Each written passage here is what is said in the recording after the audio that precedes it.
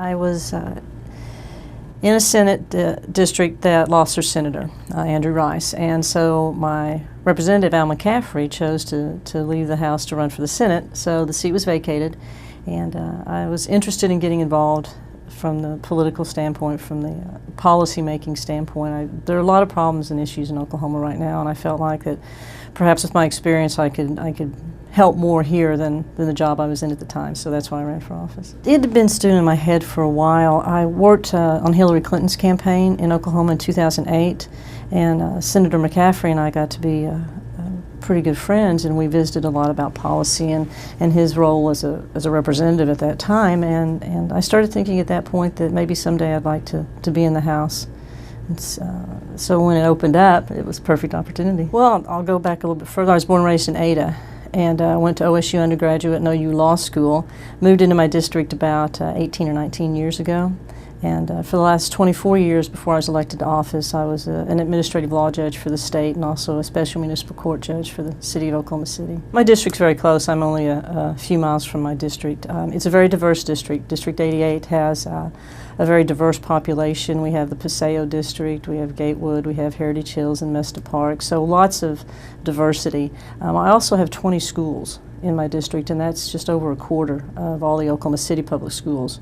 So education's a huge issue in my district. My sister asked me if I was crazy.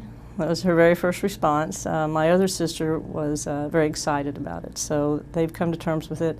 I don't think anyone really realizes how much time and what a commitment it is until you're actually involved in a campaign. But without family and without support of friends, it's not doable.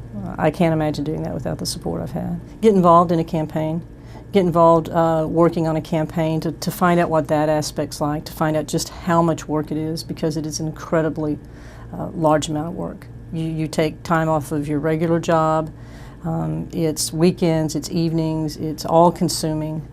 So work on a campaign as close to the candidate as you can to see what it's really like, and work at the Capitol or work in a municipal office, or get a feel for what lawmakers really experience day in and day out as part of the job. Because I don't think a lot of people have any idea of the commitment it takes and the time it takes for very, very little pay. The sheer volume of bills that you read, and in the first few weeks it starts off pretty slow. You're in committee, and you may just have to take home 12 bills and read them that evening. But then you get to the floor and you get close to the deadlines, and sometimes there could be 60, 70, 80 bills on a floor agenda for a day.